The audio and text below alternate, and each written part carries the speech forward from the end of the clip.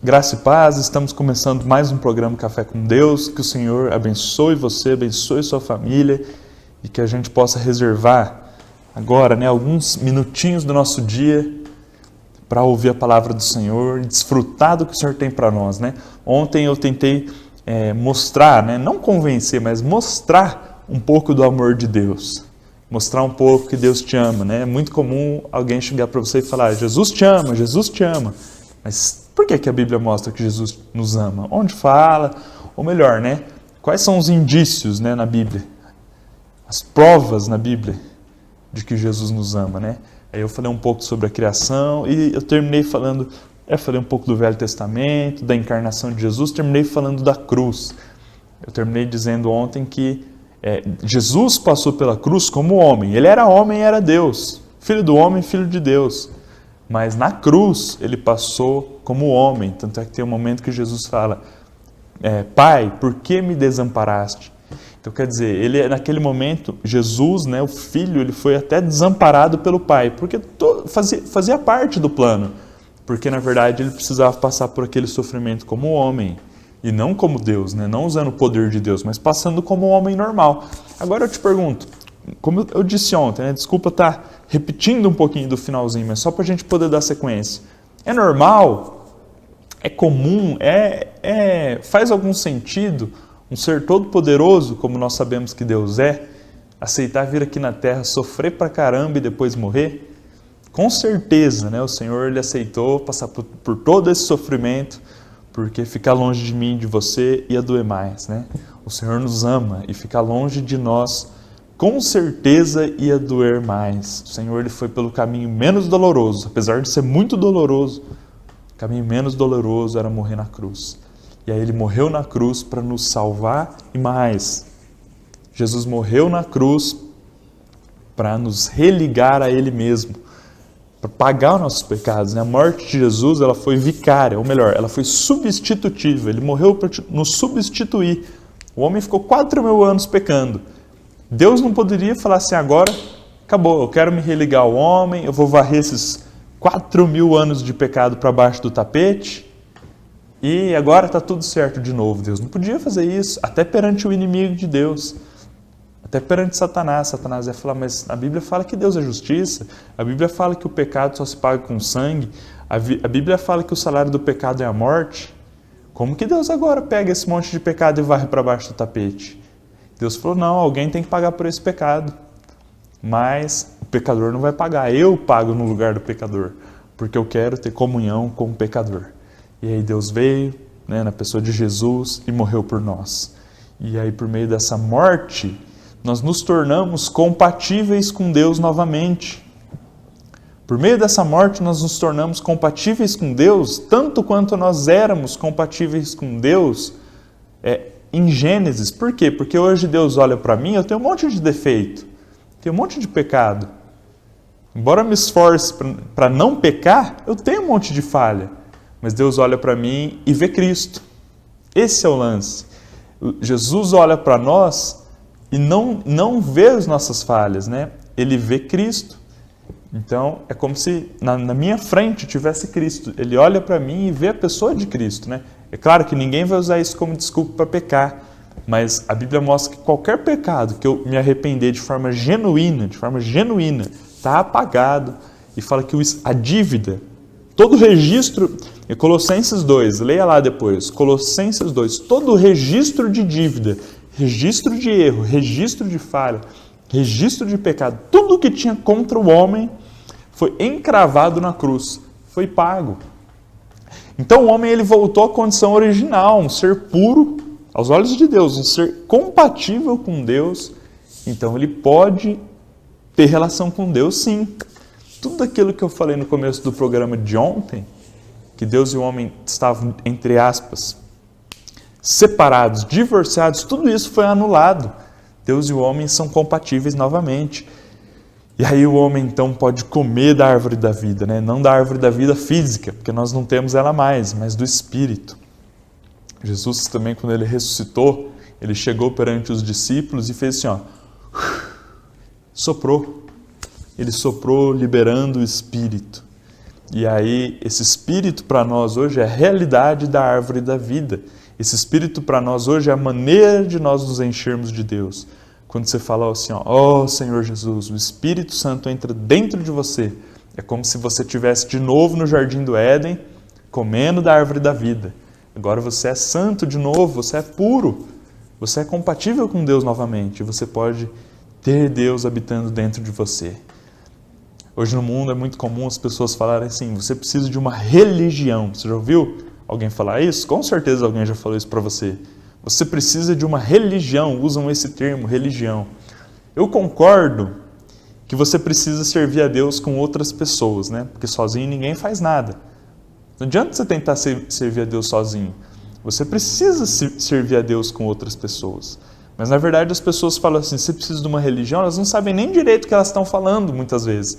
Porque na verdade a palavra religião vem do latim religare, que significa religar. A verdadeira religião é Jesus Cristo, porque Ele nos religou com Deus, né? A humanidade ficou muitos anos divorciada de Deus, mas Jesus Cristo nos religou com Deus, nos religou a Deus. E por meio do Espírito Santo, nós podemos tomar posse dessa obra de Jesus e ir lá e consumar essa religação entre nós e Deus, né? Então que a gente possa buscar o Senhor para o Espírito entrar dentro de nós e assim nós nos religarmos a Deus.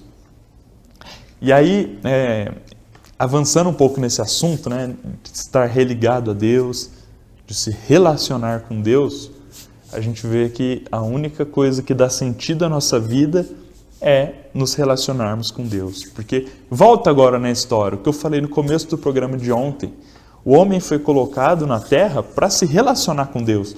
É a única coisa que dá sentido para a vida do homem, é a única coisa que faz o homem viver uma vida plena, uma vida plenamente feliz. Porque o homem foi criado para isso, ele não foi criado para outra coisa. O homem foi criado para viver com Deus. A única coisa que dá sentido à sua vida é viver com Deus. E a única coisa que pode te encher de alegria. Se você for pensar o homem, tudo que ele faz é para ter alegria. Às vezes fala, não, mas eu trabalho, eu nem gosto do meu trabalho. Você trabalha porque você precisa do dinheiro, porque você quer que com esse dinheiro você vai ter alegria. Ou pelo menos que sem esse dinheiro você vai ter muita tristeza. Então, pelo menos assim você foge da tristeza. Você fala, não, mas eu vou na academia e eu não me sinto alegre na academia. Mas você sabe que aí você vai emagrecer e magro você vai ser um pouco mais alegre. Pelo menos você espera, sei lá. Tudo que você faz é para ser mais feliz. Tudo que você faz é para conseguir alegria e felicidade. E o que a Bíblia mostra é que Deus é a nossa felicidade. Na famosa passagem, né, da mulher de Samaria, Deus ele fala ali sobre a alegria, né? Fala assim, ó, ele está falando sobre a água da terra, a água física, né? Simboliza as coisas do mundo, as coisas da terra. Fala assim, ó, quem beber desta água voltará a ter sede. Quem beber desta água voltará a ter sede. Quem, porém, beber da água que eu lhe der, nunca mais terá sede. Pelo contrário, a água que eu lhe der será nele uma fonte a jorrar para a vida eterna. O que Jesus estava tentando mostrar? Ele falou assim, no mundo tem algumas coisas que matam nossa sede, tem algumas coisas que nos dão uma certa alegria, é verdade. Jesus admitiu isso. Só que tem uma característica. Quem bebe dessa água vai voltar a ter sede, é descendente, ó. Você passa um tempo sem sede, aí depois vai caindo sua alegria, você vai voltando a ter sede. Você está entendendo a comparação que Jesus fez? Aí Jesus fala assim, só que a água que eu dou, que é o Espírito, é o contrário.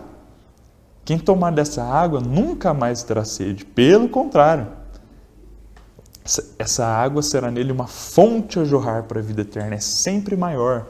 Quem tem experiência com Deus sabe disso, né? Você sente cada vez mais a alegria de buscar e servir o Senhor.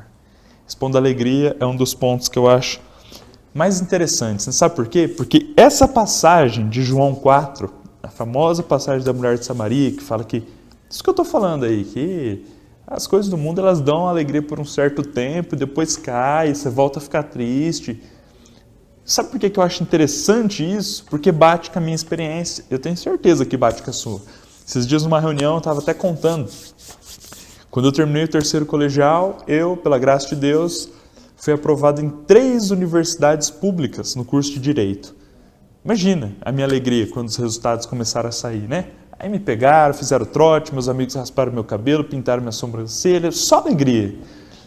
Só que minha alegria durou poucos dias, porque logo, sim, muito antes de começar as aulas na faculdade, poucos dias depois que eu tinha descoberto que eu tinha passado, que eu tinha visto o resultado dos vestibulares, eu comecei a perceber que não foi tão difícil como eu achava que ia ser, que eu não tinha tanto mérito, e toda aquela alegria foi embora muito rápido. E é assim para tudo.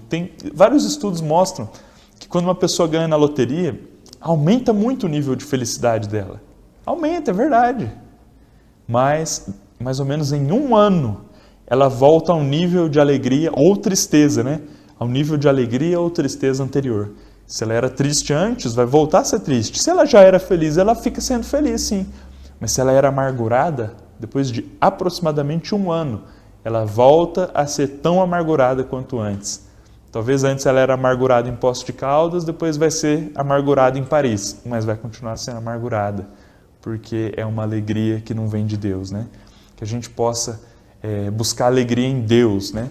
Porque a alegria de Deus é em nós uma fonte a jorrar, nós podemos nos alegrar cada vez mais. Até o próximo bloco.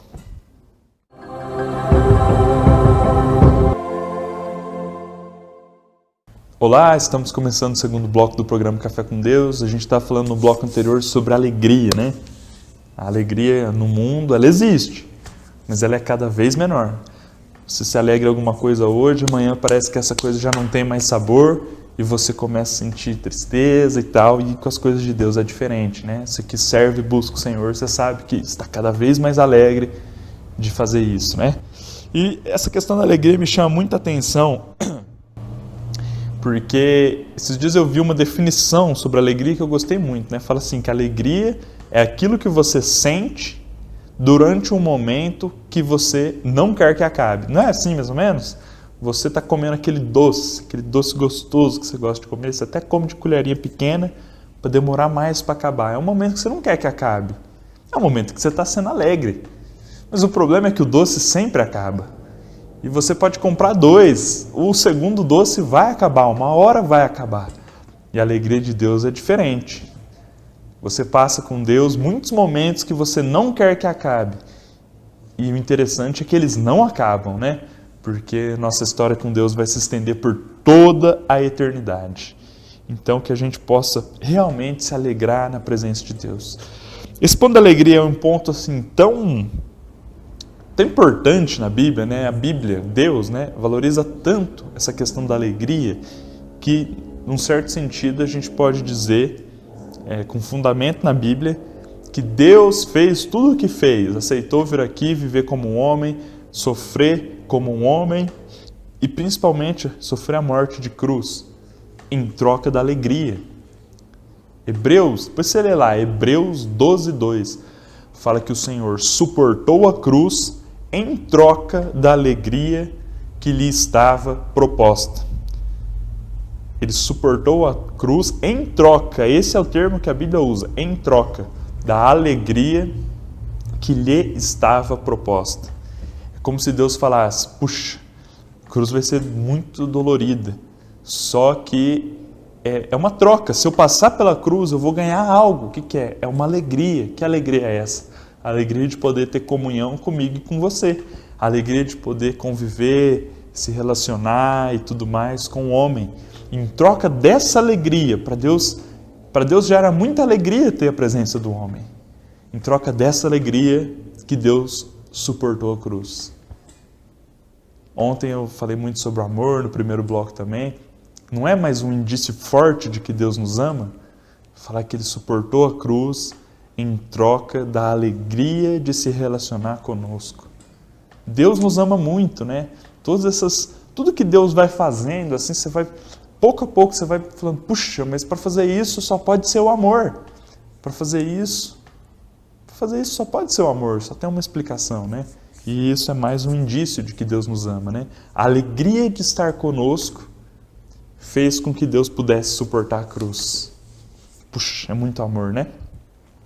Voltando para o ponto da alegria, tem uma outra passagem que eu gosto muito, né? Que ela assim destrincha essa questão da alegria, e é muito interessante. É no dia de Pentecostes, imagina, né? Não sei se você já ouviu falar sobre o dia de Pentecostes. No dia de Pentecostes, o que aconteceu? Jesus tinha morrido, tinha ressuscitado e tinha ascendido aos céus há 10 dias. Então, é um fato que ocorreu 10 dias depois de Jesus Cristo ascender aos céus, né? Depois que ele ressuscitou, ficou um tempo aqui na terra, depois ele subiu e foi ter comunhão com o Pai. 10 dias depois, boa parte da população de Jerusalém se reuniu, aconteceram algumas coisas miraculosas ali que chamaram a atenção da população, a população se reuniu, o apóstolo Pedro, junto com os outros 11 apóstolos, né? Os antigos discípulos, né, que estavam ali como apóstolos, o apóstolo Pedro se levantou e começou uma pregação para toda a população de Jerusalém. Então ali tinha gente de Jerusalém, tinha pessoas de países de língua grega, tinha romanos, pessoas assim do Império Romano, tinha gente de tudo quanto é lugar. E muitos judeus. Pedro começou uma pregação ali. E aí, essa pregação de Pedro, ela tinha 3 aspectos principais. Primeiro, ele estava querendo mostrar, né, ali nas entrelinhas, que o que aquele povo praticava, principalmente os judeus ali, que era o judaísmo, né, não estava valendo mais. A partir daquele momento, a maneira correta de servir a Deus era por meio de Jesus Cristo. Não era no judaísmo, tentando seguir aquele monte de lei de Moisés e matando animal, fazendo sacrifício, não. Agora é por meio do Espírito Santo, é por meio de Jesus Cristo. Primeiro ponto, então, da pregação de Pedro: o que vocês estão fazendo caducou. O que vocês estão fazendo está errado, agora o caminho é outro. Outro ponto da pregação de Pedro: vocês mataram o autor da salvação. Vocês mataram Jesus. Não é pesado você falar assim, tudo bem, é evidente que a morte de Jesus estava dentro do plano de Deus, mas você dizer para a pessoa que matou, acusar, você matou um homem inocente. Era outro ponto da pregação de Pedro. Não é forte você dizer isso para alguém? Não eram bandidos, eram pessoas de bem. Aí você vai falar, você matou um inocente. Você achou que você estava matando um criminoso, você matou alguém que nunca pecou. Além de você estar praticando algo aí, ó, que já caducou, você acabou matando alguém que nunca pecou, matou um inocente. Outro ponto da pregação de Pedro, né, e nas entrelinhas isso, ele acabou passando a impressão de que eles iam sair fora de uma estrutura do judaísmo toda organizada e com certeza iam ser perseguidos. Jesus mesmo falava, né, que ele veio para trazer a espada, não a paz. Por quê? Porque imagina, uma família de judeus, você sai, com certeza vai ter crítica, vai ter perseguição. A igreja, nos anos seguintes a isso que eu estou dizendo, ela sofreu muita perseguição. O apóstolo Paulo, por exemplo, era um perseguidor. Então, essa pregação de Pedro tinha 3 aspectos. O que você está fazendo está errado, já caducou, não vale mais, o caminho agora é outro. Você matou um inocente, um homem que nunca tinha pecado, e você talvez vai ser perseguido, você vai sofrer dificuldades, sua família vai ficar contra você. Que discurso nada atraente, né, esse de Pedro. Pedro reuniu toda a cidade e contou esse discurso. Só que se você for ver, no fim do discurso, 3.000 pessoas se convertem. Aí você fala, nossa, mas como que uma pessoa vai se converter com um discurso assim, tão forte, né, tão agressivo até? Claro, né, não agressivo no tom das palavras, mas o conteúdo agressivo. Aí, se você for ler lá em Atos, capítulo 2, versículo 28, Pedro fala uma passagem, cita, né, um trecho do Velho Testamento muito interessante, né, em Atos 2, 28. Ele fala que Deus nos encherá de alegria na sua presença. Né, literalmente fala assim, encher-me-ás, está falando para Deus, tu me encherás de alegria na tua presença. Então, na verdade, o que Pedro estava prometendo, né, que apesar deles terem feito um monte de coisa errada, mataram um homem errado, estavam com práticas que já tinham caducado, apesar deles provavelmente sofrerem perseguições, eles iam ter 2 coisas, a presença de Deus e a alegria. Na verdade, a presença de Deus é a nossa alegria. E Pedro tentou mostrar isso ali para a população de Jerusalém, e por meio dessa fala de Pedro, o Espírito Santo tocou em 3.000 corações, e 3.000 pessoas naquele dia se converteram ao Senhor. Que o Senhor possa também tocar hoje no seu coração. O que você precisa é da presença de Deus. A presença de Deus vai te trazer alegria. A presença de Deus é a verdadeira alegria. Então, para encerrar, isso eu gostaria de dizer, isso que eu estou dizendo ontem e hoje, um último ponto, antes de eu fazer uma pequena revisão de 1 minuto. A Bíblia mostra também que essa nossa relação com Deus, Deus nos religou a Ele mesmo. Essa relação com Deus vai durar toda a eternidade. Então, se você viver para Deus hoje, há uma promessa de que você vai ter muita alegria, apesar das dificuldades exteriores. E, principalmente, que você vai viver em contato, comunhão e relação com Deus por toda a eternidade. E agora eu gostaria de resumir brevemente o que eu falei, E fazendo um resumo, o que eu gostaria, na verdade, de dizer é que você não olhe mais para Deus apenas como alguém todo-poderoso, um ser todo-poderoso, que pode te castigar se você errar, que pode te encher de dinheiro se você estiver precisando, ou que pode te curar se você estiver doente. Que você olhe para Deus como alguém que te ama. E mais que isso, que você olhe para Deus como alguém que, por te amar, quer se relacionar com você. Você sente que Deus te ama? Você sente que Deus quer se relacionar com você? Eu espero que essa palavra, nesses 2 dias, também nos dias anteriores com o Adalto e com o Rafael, possam ter te convencido, Ou melhor, que o Espírito possa ter tocado o seu coração e te convencido de que Deus te ama e de que Deus quer se relacionar com você. A Bíblia é um grande livro de amor, Tudo isso que eu falei nesses dias, eu tirei da Bíblia, ontem e hoje, Eu tirei da Bíblia. A Bíblia é um grande livro de amor. E Deus é um Pai de amor que quer se relacionar com você. Deus não tem outro desejo. O desejo de Deus é ter comunhão com o homem.